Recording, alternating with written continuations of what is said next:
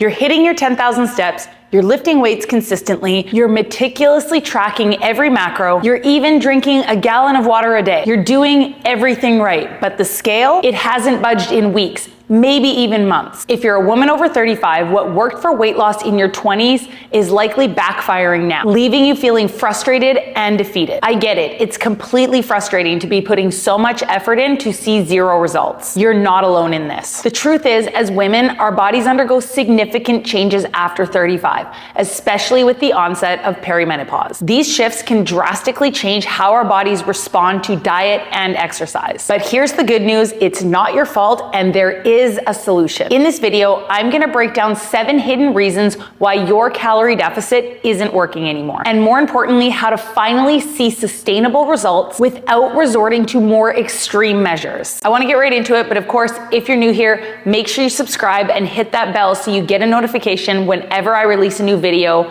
just like this one. I wanna start this video by giving you a scenario of something I hear all the time. Let's call her Sarah. Let's say Sarah is a 42, busy professional and a mom of 2. She's been diligently tracking her calories, hitting her macros, and even strength training 3 times a week consistently. She walks her dog for an hour every day, easily hitting her 10,000 steps a day. She's drinking plenty of water, yet the scale has been stuck for months. Sound familiar? Sarah, like many of you, is caught in a very common trap. Doing all the right things, but her body is simply not responding the way it used to. Her body actually is actively protecting her fat stores instead of burning them. Let's dive into why and break down these 7 hidden reasons why your calorie deficit is not working anymore. Reason number 1, metabolic adaptation. Let's think of your body as a highly intelligent survival machine. When you consistently restrict calories, especially for an extended period of time, your body's response is to protect you, and it becomes really efficient at using less calories. Your basal metabolic rate, also known as your BMR, which is the calories your body basically burns just to exist, actually drops. And also on top of that, your non-exercise activity thermogenesis, so your NEAT, which are those unconscious movements like fidgeting, pacing, can also subconsciously decrease when you're consistently in a calorie deficit. So while you think, based on all the calculations you've done,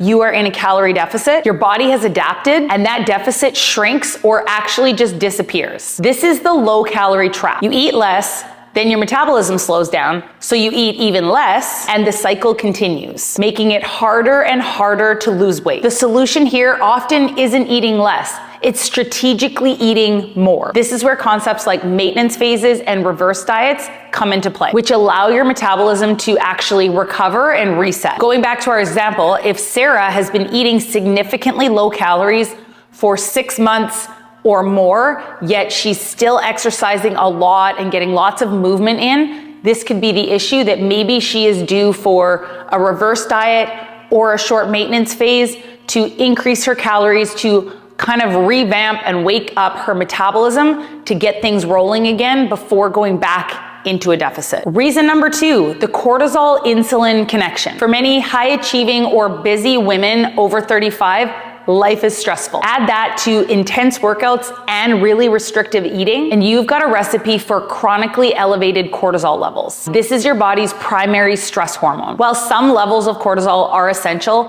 high and elevated levels of cortisol for an extended period of time can be problematic. High cortisol levels signals your body to hold on to fat, especially around your midsection. But it gets worse.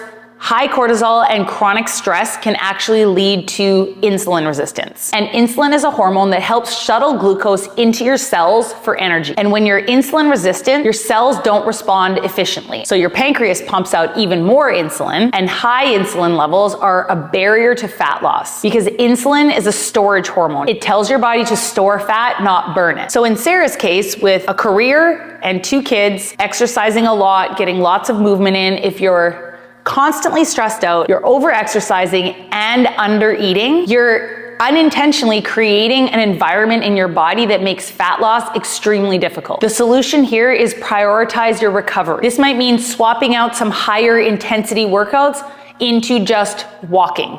If you're constantly doing HIIT training and hardcore cardio, blah, blah, blah, where you're left in a puddle of sweat on the floor, maybe subbing out 1 or 2 of those workouts for gentle walking, listening to a podcast, using that more as a stress relief and recovery from your strength workouts than pushing your body harder and harder. Reason number 3, the protein gap and muscle loss. Women after the age of 30 begin to lose muscle mass at a faster rate than before. This is a process called sarcopenia. And muscle is our metabolically active tissue, meaning it burns more calories at rest than body fat does. So as you lose muscle, your metabolism naturally slows down. Even like in Sarah's case, if you are strength training 3 or 4 days a week and doing all the right things in the gym, this is the protein gap with muscle loss. If you're doing all the right things in the gym, but your protein intake is not high enough, or your calorie deficit is much too aggressive, your body might break down muscle for energy, which will further hinder your progress. Prioritizing protein with every single meal becomes so much more important for women as we age, because protein intake is crucial for preserving our muscle mass, feeling more full, and supporting a healthy metabolism. I just want to thank today's video sponsor,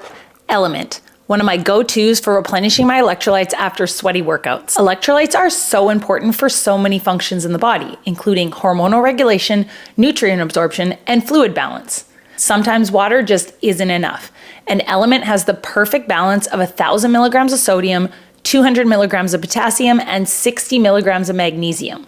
And better yet, 0 artificial sweeteners, no sugar, so no junk. Element can help prevent and eliminate headaches, muscle cramps, fatigue, sleeplessness, and other common symptoms of electrolyte deficiency. Right now, you can get a free 8-count sample pack of Element's most popular drink mix flavors with any purchase. Get yours at drinkelement.com/Michelle. This deal is only available through my link. You must go to drinklmnt.com/Michelle. Reason number 4, perimenopause and estrogen fluctuations. I hate to blame everything on perimenopause because it's not always the blame, but we do have to mention it in this scenario because Sarah is 42 and these things could be happening in her body. This is a big one for women over 35. As we approach perimenopause, our hormones start to fluctuate drastically, and estrogen specifically begins to decline. And this can have a huge impact on your body weight. Lower estrogen levels can contribute to increased insulin resistance, making it harder for your body to use carbohydrates effectively and encouraging fat storage, especially around the abdomen. Also, fluctuating progesterone levels can lead to increased water retention and impact sleep quality, which, as we discussed earlier, further increases cortisol levels. So supporting your liver, which metabolizes hormones, and ensuring good gut health are vital during this phase. Focusing on fiber-rich foods to help your body process and eliminate excess hormones and reduce inflammation. Reason number 5, which is very, very common, is the hidden calorie creep. You might be tracking diligently, but are you accountable to everything? Maybe a spoonful of peanut butter here and there, a bite of your kid's grilled cheese sandwich, the oil you cook with, they add up quickly. And even healthy foods have calories. My recommendation for this is just for 1 week, use a food scale to track everything. This is a powerful and kind of eye-opening way to recalibrate your perception of portion sizes and kind of uncover any hidden calories that might be sabotaging your efforts. And no, this isn't about obsessing about it long term.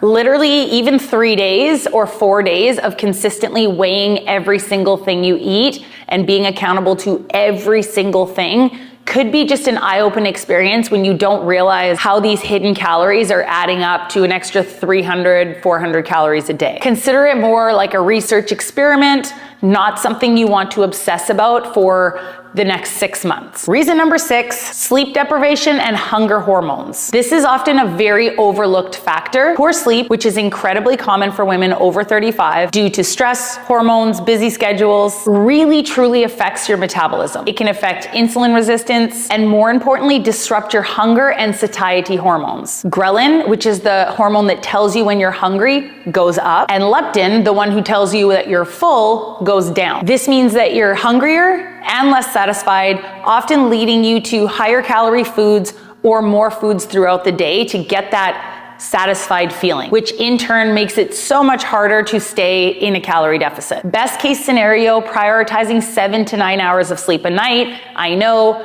not always possible, but again, progress, not perfection. By prioritizing your sleep, meaning If you have the ability to go to bed, you go to bed. You're not staying up all night scrolling on your phone or watching Netflix. You are making sleep a priority. And finally, reason number 7, chronic inflammation and gut health. Many women are eating diet foods that are low in calories, but are highly processed and contain lots of artificial sweeteners or ingredients that can trigger inflammation in the gut. And chronic inflammation can be a silent sabotage of weight loss. It can impair your hormone functions, contribute to that insulin resistance, and make your body resistant to fat burning. On top of that, you might feel bloated all the time, maybe not regular in the bathroom, which will lead to you feeling more bloated. Your gut microbiome, which are the trillions and trillions of little bacteria living in your digestive system, also plays a crucial role in how you extract calories from the foods you eat and how your body stores fat. So an imbalanced gut can contribute to weight gain or make weight loss even more difficult. So focus on nourishing your body with whole foods that are not processed and are anti-inflammatory foods. And listen to your body and how you feel after eating certain foods. Now, of course, I'm not saying you can never eat anything out of a package, but if 80% of the time you are prioritizing whole foods and using these packaged and processed foods 20% of the time, if you have to, if you're on the run or on the go and you need to eat a protein bar or something that is processed, that is okay. But always think, prioritize these whole foods. The less amount of chemicals you put in your body is obviously going to help how your body functions. What is the action plan for Sarah? After listing all these reasons, there could be one or multiple reasons why her body is resisting weight loss or fat loss. My advice to her would be like, okay, 1, the scale isn't moving, sure, but are you tracking your progress in other ways? If you are strength training and prioritizing your protein and doing all the things, there could be progress happening in other ways, like how your clothes fit, are you getting stronger in the gym? The questions I would ask her: how are your clothes fitting? How are your energy levels? Are you getting stronger in the gym? Are your measurements going down? Because these are all still signs of progress happening, and it means she is achieving a body recomposition versus just chasing a number on the scale, which is actually what we want, especially since she's 42 years old and we want to be building lean muscle and dropping body fat versus just achieving a number on the scale. That would be my first question to Sarah, making sure she's tracking her progress in other ways, not just on the scale. If she is and there's no progress, my questions for her would be, how long have you been in this calorie deficit for? If it's longer than 6 months, we need to do a reverse diet or a maintenance phase where she is creeping her calories up for at least 2 weeks to 4 weeks to try and reset her metabolism and fuel her body. Focus on using those calories for energy in the gym and building muscle and getting stronger. I would tell her to make sure she is prioritizing recovery and stress management, optimizing her protein and prioritizing whole foods. And of course, last but not least, is making sure she's listening to her body, paying attention to hunger cues, her energy levels, and how different foods make her feel. And just remind her that weight loss and fat loss after 35 is a marathon, not a sprint. It's not something that is going to happen overnight, nor do you want it to happen overnight, because that means you are doing something that's not sustainable to chase a number on the scale versus learning how to fuel your body to build muscle and drop body fat and feel energized and feel good. So not only will you get the results, you will be able to sustain those results long term. And I think the one thing that's the most important to hit home in this video is to be patient. So if you are in a similar situation to Sarah, go through these 7 tips I gave in this video, and maybe even a few small changes can go a very long way. Just remember, don't throw your plan out the window. Your plan necessarily isn't wrong. We just need to make a few modifications. So keep going, and remember, progress, not perfection. Improve every single week and continue to modify your plan based on your results as well as how you're feeling. So there you go, guys. I hope this video was helpful. Leave any questions in the video comments below. I'm always happy to help. If you want more support and more help, you can check out my community for women 35 and above. I will leave the link in the video description below. I am in there daily answering questions and supporting people in scenarios just like this. We have a live Q&A coaching call every single week where you have access to ask me any questions you have on your fitness journey, as well as a whole community of women from all over the world on the same journey as you to support each other and hold each other accountable. If this sounds like something you're interested in, no commitments, cancel anytime, go check out the link in the video description below. We would love to have you in there. Or if you feel like you need more personalized one-on-one coaching from me, whether it's for your workouts or your nutrition, you can learn more about my one-on-one online fitness and nutrition coaching program. I will also put a link to that in the video description below. And as always, have a great day, guys. Give this video a like if you enjoyed it. Make sure you subscribe, and I will see you in the next one.